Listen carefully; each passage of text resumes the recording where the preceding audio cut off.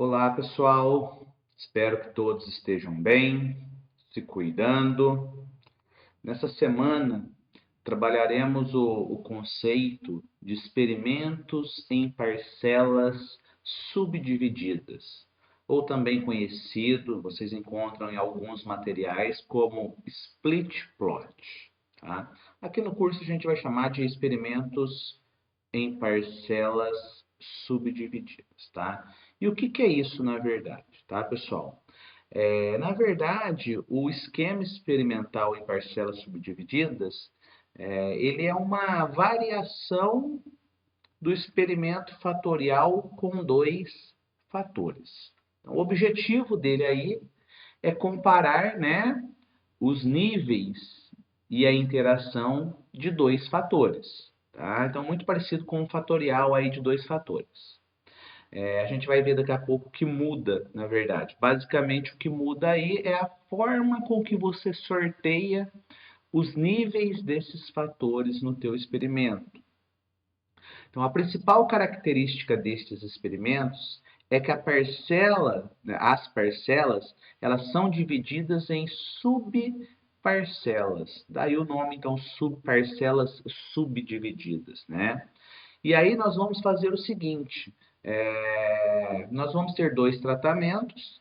Um tratamento, né, que a gente vai chamar ele de primário aí, ou principal, né, os tratamentos primários ou principais aí, eles vão ser distribuídos nas parcelas. Então, você faz primeiro um sorteio do tratamento principal nas parcelas e o outro tratamento você distribui nas subparcelas, tá certo?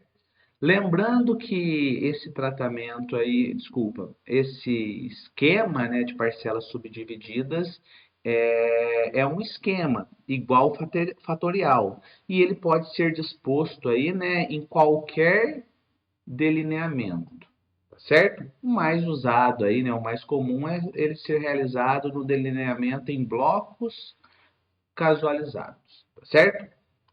Então eu tenho um tratamento primário, né, chamado de primário ou principal aí, que é aplicado na parcela, e um tratamento aí da subparcela, eles são chamados de secundários, tá? E aí eles são dispostos, né, aleatoriamente dentro de cada parcela. Então eles são dispostos aí nas subparcelas, tá certo? Bem, como que a gente faz o sorteio? É diferente do fatorial. Lembra que no fatorial a gente combinava os níveis dos dois fatores e depois ia sorteando nas parcelas. Aqui não. No esquema em parcelas subdivididas, a gente vai pegar o tratamento primário aí, tá? O tratamento principal, e vai distribuir eles primeiro, né? Então, olha lá, o fator primário, a gente distribui ele nas parcelas dos blocos, de cada bloco. Então, imagina que você tenha lá um experimento em DBC, no delineamento em blocos casualizados, no DBC. Então, você tem vários blocos.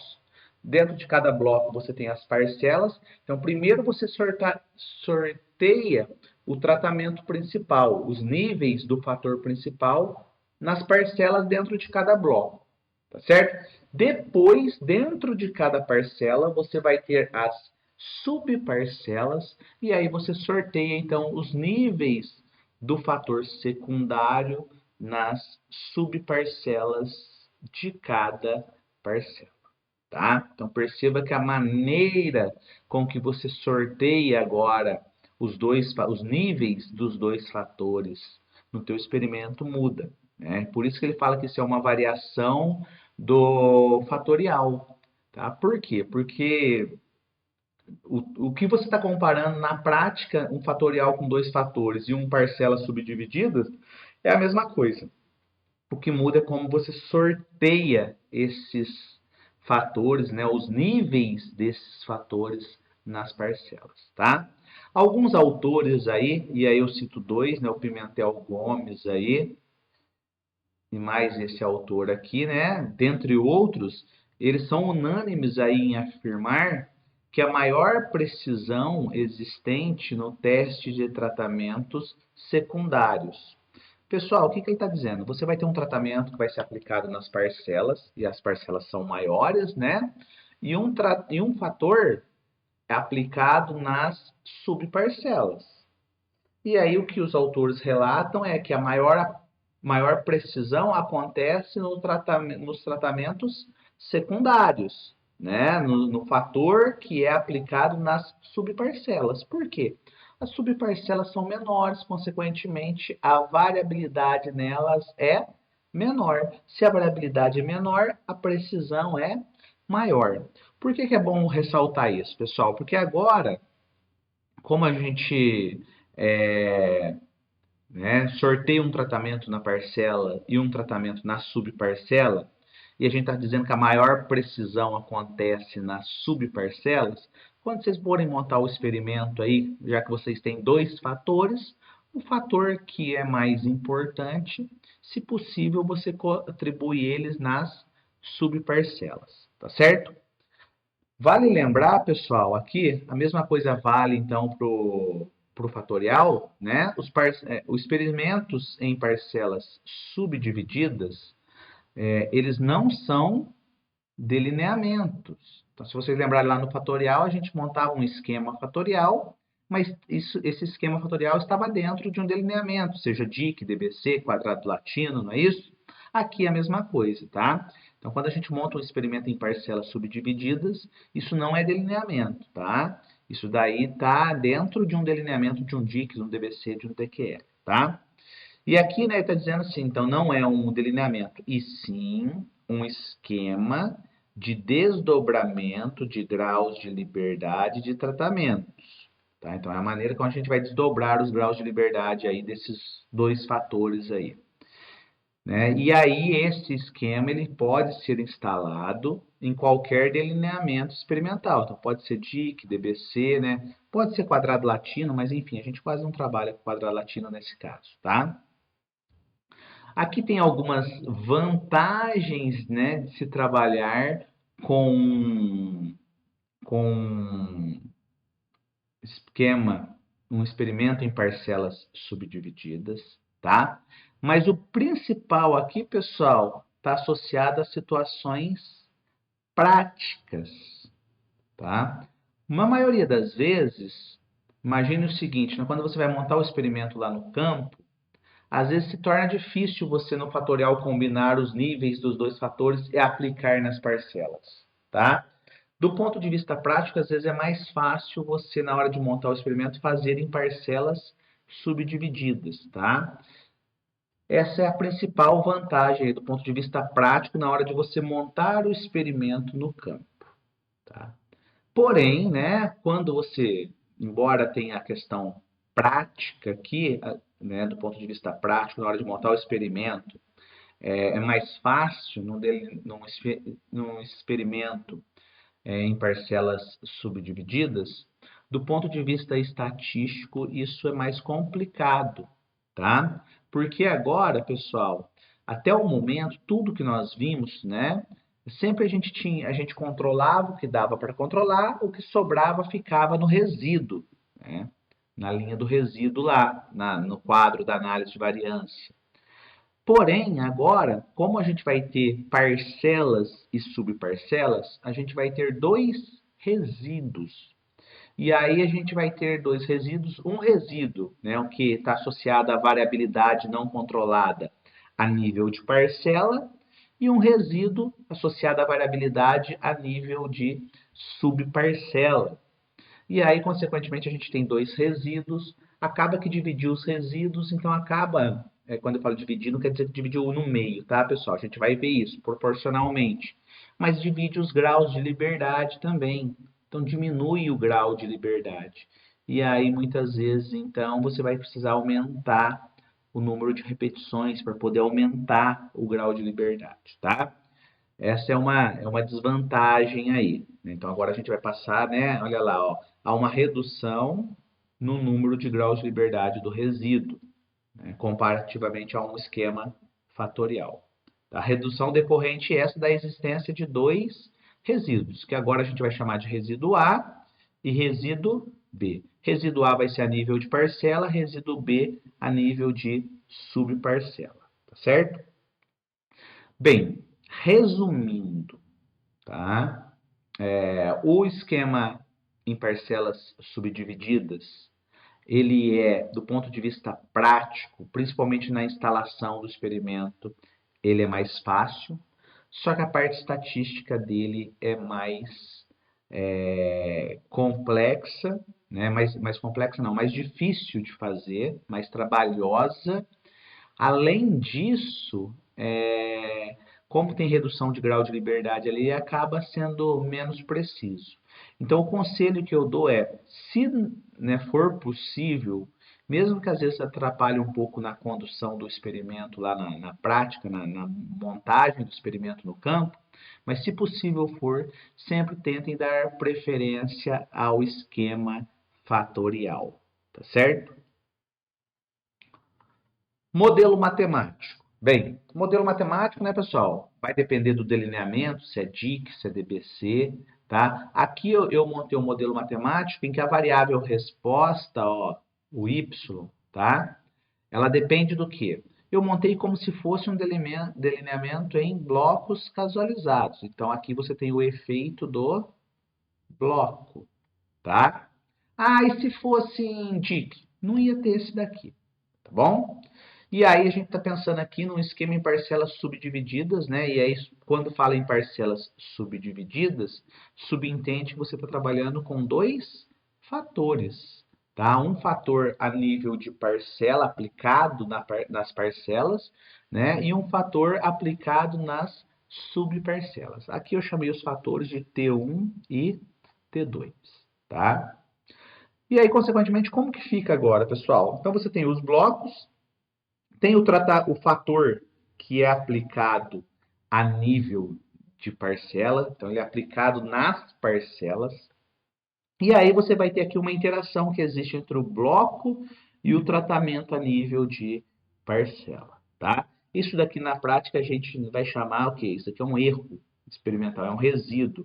Então aqui vai ser o meu resíduo A, tá certo? Então, essa parte está a nível de parcela. Depois a gente tem o fator 2, que é aplicado nas subparcelas. E embora o fator 1 é aplicado na parcela, quando eu faço a interação dos dois, a interação dos dois acontece nas subparcelas. Então, isso daqui está dentro da subparcela. É a interação entre os dois fatores. E aí, tudo que eu não consigo controlar vai para o erro experimental, que nesse caso é o resíduo a nível de subparcelas, né? Que é o resíduo B, tá? Então esse é o nosso modelo matemático aí, tá? A partir dele, então, que a gente monta o quadro da análise de variância e faz todos os cálculos aí para chegar às conclusões. No final, a gente vai estar fazendo as mesmas conclusões do fatorial, já que a gente está fazendo a mesma comparação. A gente vai verificar se a interação é significativa, né? Se a interação é significativa, a gente parte para um desdobramento. Se a interação não é significativa, a gente analisa os dois fatores separadamente. O procedimento continua o mesmo, parecido com o fatorial aí.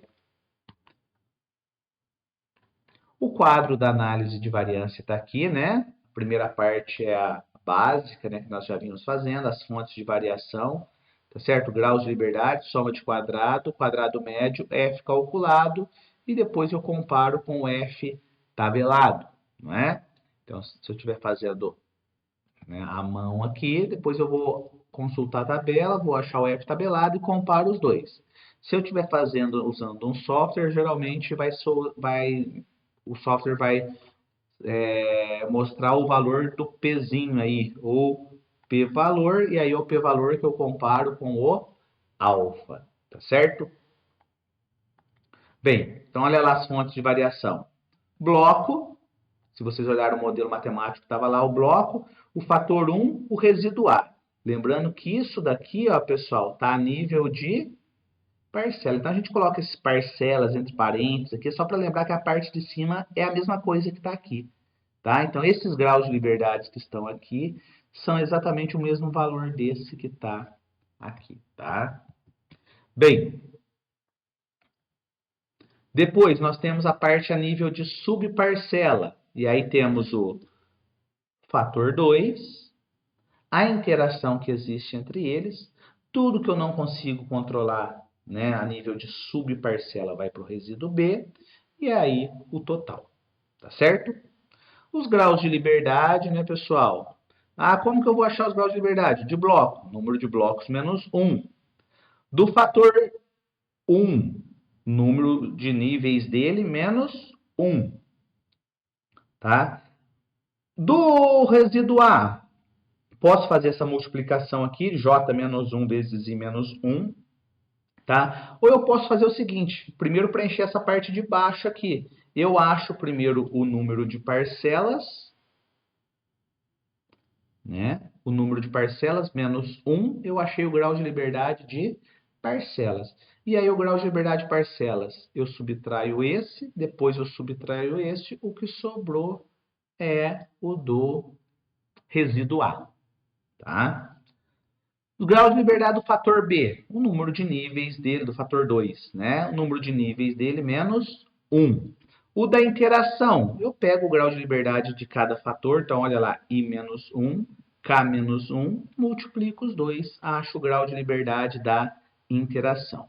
O total é o número de subparcelas agora, pessoal, menos 1. E aí o do resíduo B a gente continua fazendo por diferença, tá? Soma de quadrado total vai ser igual o que nós fazíamos até o momento, mesma forma, tá certo? Soma de quadrado de bloco, mesma coisa. Ah, soma de quadrado do fator 1, soma de quadrado do fator 2, o mesmo procedimento que nós já vínhamos fazendo para fatorial. Soma de quadrado da interação, o mesmo procedimento. O que vai mudar agora, pessoal, é a soma de quadrado do resíduo, né? A gente vai ver por diferença lá, a gente vai ver como que acha. Soma de quadrado do resíduo B, a gente vai ver como que acha também, por diferença. O que vai mudar aqui, pessoal, que eu vou chamar a atenção de vocês, é o seguinte, é agora o quadrado médio, né? Na verdade, não é nem o quadrado médio. O quadrado médio ainda a gente continua o mesmo procedimento, né? Como que eu acho o quadrado médio do fator 1? Eu pego a soma de quadrado e divido pelo seu respectivo grau de liberdade. Não é isso que a gente fazia? Continua fazendo dessa maneira, tá? Ah, o quadrado médio do resíduo A. Eu pego a soma de quadrado dele e divido pelo seu grau de liberdade, acho o quadrado médio do resíduo A. Quadrado médio do fator 2, mesmo procedimento. A sua soma de quadrado dividido pelo seu grau de liberdade. Da interação, a mesma coisa. Do resíduo B, a mesma coisa. Tá? Então, tu pega cada soma de quadrado, divido pelo seu respectivo grau de liberdade e eu tenho os quadrados médios. Agora, para achar o F, que vai mudar um pouquinho. Por quê, pessoal? Para achar o F, né, lembra que quando eu ia achar o F de alguma fonte de variação, é o quadrado médio dessa fonte de variação dividido pelo quadrado médio do resíduo. E agora eu vou ter que levar em consideração isso, porque para o fator 1, o fator 1 está aplicado nas parcelas, né? Eles foram aplicados, os níveis desse fator foram aplicados nas parcelas. Então, eu tenho que trabalhar com o quadrado médio do resíduo que está a nível de parcela, que é o quadrado médio do resíduo A. Então, para eu achar o F calculado,